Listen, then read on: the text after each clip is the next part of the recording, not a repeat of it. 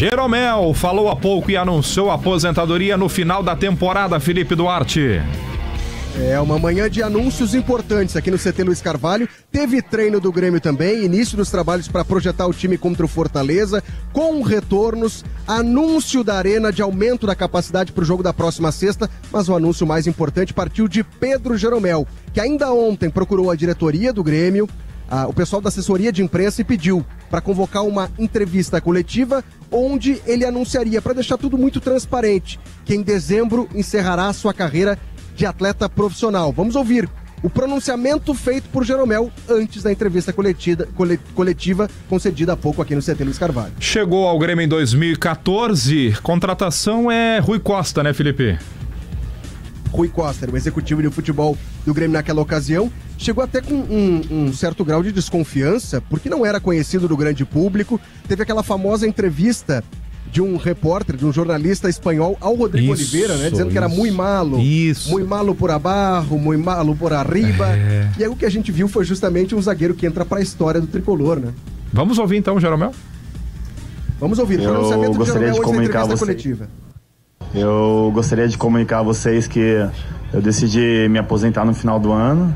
E como eu sempre tive muito respeito e carinho pelo torcedor, eu gostaria que eles soubessem por mim e que no final do ano eu encerro minha carreira.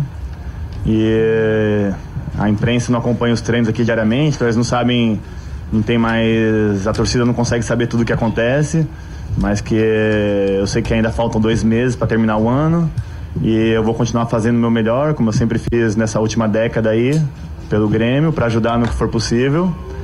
E eu gostaria de comunicar a todos aí que essa é a minha decisão final. Eu converso bastante com a direção, com a comissão técnica, e que todo mundo já está sabendo dessa situação e que, bom, é isso aí. Bom, em seguida, Jeromel foi questionado sobre os motivos, né, dessa decisão. Ele disse que a ideia dele era encerrar na metade do ano, só que depois ele teve aquela fratura no braço no jogo da Libertadores contra os Estudiantes na Argentina, teve a enchente em Porto Alegre e se achou por bem, numa decisão tomada juntamente com a diretoria, de que o contrato seria prorrogado até dezembro e aí ele poderia ter uma despedida jogando futebol, quem sabe jogando inclusive na Arena. É bem verdade, ele não é uma das primeiras opções para a defesa do Grêmio atualmente, né? Na opção do técnico Renato Portaluppi. Prova disso é que Rodrigo Eli e Gemerson seguem vetados pelo departamento médico e quem vem jogando é Gustavo Martins ao lado de Kahneman. Mas ele promete dedicação máxima, até porque perguntei a ele, Debona, o que vai fazer depois de encerrar sua carreira em dezembro? Se já tem um acerto para ficar aqui como dirigente, ou se vai estudar para ser técnico. Foi questionado sobre o Fernando Becker, nosso colega da RBS TV, se vai virar comentarista, empresário. Ele disse que ainda não sabe, que ainda não definiu, que a mulher dele tem dito que já arranjou 8 empregos para ele, mas que por enquanto ele só pensa em descansar. Antes de descansar, dedicação máxima, porque ainda tem contrato a cumprir até dezembro. Eu fiz durante o Chamada Geral, Felipe, uma provocação para que os ouvintes pudessem mandar aqui pra gente jogos marcantes, tantos e tantos feitos pelo Jeromel. E o torcedor, o ouvinte aqui, tá bem engajado, muitas mensagens aqui, inclusive sobre estar ou não num Grêmio de todos os tempos aí, o Jeromel. Olha aqui, ó, o Rogério Balgarten, lá de São João do Oeste, disse que se o Grêmio fosse montar um 3-5-2, o Jeromel entra na seleção fácil, com 3 zagueiros. Jeromel e De Leon, diz aqui o César, também pelo nosso WhatsApp. E aí começam a surgir jogos memoráveis. O jogo da final da Copa do Brasil contra o Atlético Mineiro, o lance que ele atravessa quase todo o campo, cruza na medida pro gol do Pedro Rocha. Antônio Marcos, de Canoas. Quem mais? Atlético Mineiro e Grêmio, primeiro jogo da final da Copa do Brasil, Fabiano de Canoas, é o mesmo jogo. Debona? Oi? E o próprio Jeromel falou sobre isso, ele foi questionado qual o lance mais emblemático da sua passagem pelo Grêmio, ele disse que é esse jogo. É o 3-1 no Atlético Mineiro no Mineirão, a arrancada que ele dá pela ponta direita e o cruzamento pro gol do Cebolinha, né? É o gol do Cebolinha, o terceiro gol do Grêmio. Aquela vitória sobre o Atlético Mineiro, 3-1. O jogo do Real Madrid é lembrado aqui pelo ouvinte também, pelo Anderson Gonçalves. Eu fiz menção, porque eu estava transmitindo esse jogo, eu lembro de ter falado na transmissão que foi uma das atuações mais absurdas que eu vi individual de um zagueiro, que foi a virada do Grêmio contra o Palmeiras no Pacaembu, 2-1 em 2019, Libertadores. O Grêmio do Renato elimina o Palmeiras do Felipão. Deixa eu compartilhar com vocês, Felipe, Jason, Valéria, Algum jogo que vocês lembrem, assim, de grande atuação do Jeromel? Eu vou começar rapidinho com o que disse o Macedo há pouco. Ele lembrou da estreia do Jeromel e o gol contra que ele marca em Ijuí. Eu tava no jogo e eu lembro. E essa foi a nossa reação. Sim. De quem tava na transmissão, inclusive, naquela época. Meu Deus! Sim, porque é o combo da entrevista do Espanhol aqui pra rádio, né? Exato.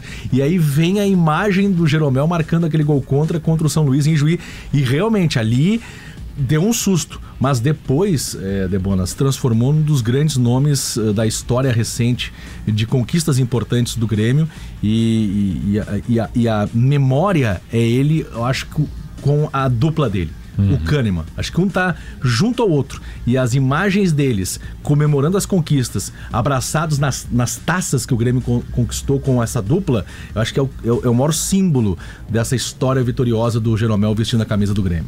Eu vou me somar ao Jason, que além dos jogos marcantes, né, que o torcedor também lembra, mas essa imagem, essa sequência que teve de imagens com os dois, tanto o Jeromel como o Kahneman, abraçados nessa taça, o beijo, eu acho que ele é muito simbólico assim, para o torcedor. Toda vez que o torcedor vai lembrar das recentes conquistas do Grêmio, sempre tem essa imagem de Jeromel e de Kahneman fazendo essa foto, que ela é tão emblemática também, claro, nessa passagem do Jeromel pelo Grêmio. Muito bem. O Daniel, que é taxista aqui de Porto Alegre, já é mais contido. Ele foi um grande zagueiro, o Jeromel, embora tenha nascido em 82, não ter visto o De Leon no auge, né? E muito menos o Ayrton Pavilhão, mas diz que o Jeromel ainda está abaixo do Adilson, pela classe do Adilson de jogar, e por isso o Jeromel seria o primeiro reserva na seleção dele do Grêmio. Tá bem. Muito obrigado aqui, o Daniel, taxista. Bom, e com relação ao time para sexta diante do Fortaleza, hein, Felipe? Teve treinamento hoje pela manhã, portões fechados, mas aqueles jogadores que participaram ontem do aquecimento hoje estiveram à disposição também do Renato, o que indica que podem aparecer, quem sabe, no mínimo, né, entre os relacionados e banco de reservas na sexta-feira contra o Fortaleza.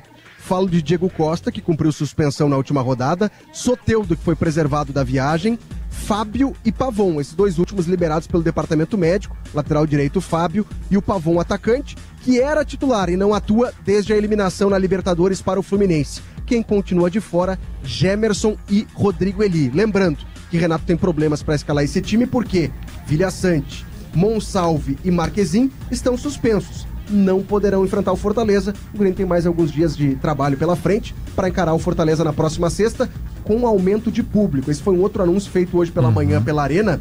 A capacidade do estádio era de 24 mil pessoas, agora para sexta passou para 32.500 pessoas. Esse é o número de ingressos que serão comercializados e esse processo de venda de ingressos já começou hoje às 11 horas da manhã.